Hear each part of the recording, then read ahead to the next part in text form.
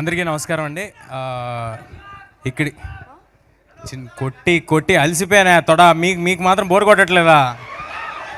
మళ్ళీ తర్వాత కొడదాం. అలాంటి అవకాశం పండగ తర్వాత మీరు ఇస్తే డెఫినెట్గా కొడతానండి.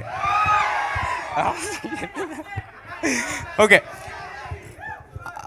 ఇక్కడికి వచ్చిన మీడియా వారికి, మమ్మల్ని ఎంకరేజ్ చేయడానికి వచ్చిన తెలుగు సినిమా అభిమానులందరికీ చాలా చాలా థ్యాంక్స్.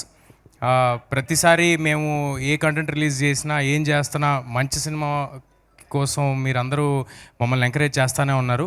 దానికి హృదయపూర్వక కృతజ్ఞతలు.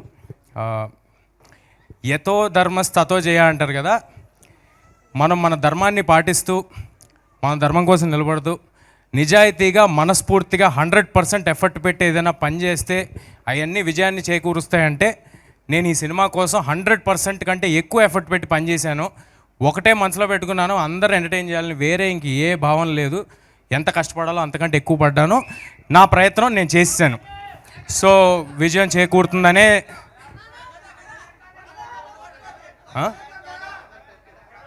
ఏం సార్,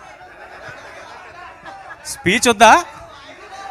ఇదేది ఇవ్వాలనుకున్నానే, ఆ ఫోటో అది ఇస్తాను. స్పీచ్ తర్వాత అది కూడా ట్రై చేద్దామండి, ఫస్ట్ ఫినిష్ అయ్యాక. ఇవాళ నేను వదలనా, నేను చెప్దామని ఫిక్స్ అయ్యా. మళ్ళీ వస్తుంది అవకాశం. నేను చెప్దామని ఫిక్స్ అయ్యా, నేను వదలను. సో అంటే మేము సినిమా మొదలుపెట్టినప్పుడు ఎప్పుడు కూడా ఇలాంటి ఒక అసాధారణమైన ప్రేమ లభిస్తుందని, ఇలాంటి ఒక సిచ్యువేషన్లో మేము ఉంటామని ఎప్పుడూ భావించలేదండి. ఓన్లీ నిజాయితీగా సినిమా చేసుకుంటూ వెళ్ళాం.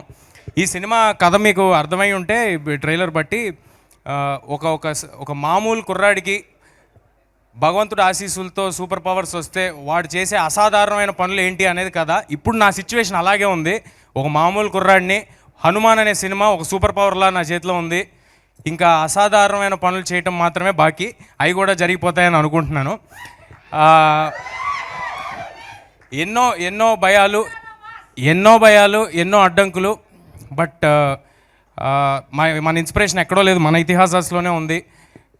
హనుమంతులు వారు సీతాదేవిని ఎదుక్కుంటూ వెళ్ళినప్పుడు సముద్రం దాటగలనా లేదా అని ఆయన సంకోచించారు. ఆయన అలాంటి ఇంపాసిబుల్ టాస్క్ చేయగలనా లేదా అని ఆలోచించారు. కానీ ఆయన లక్ష్యాన్ని చేరుకున్నారు.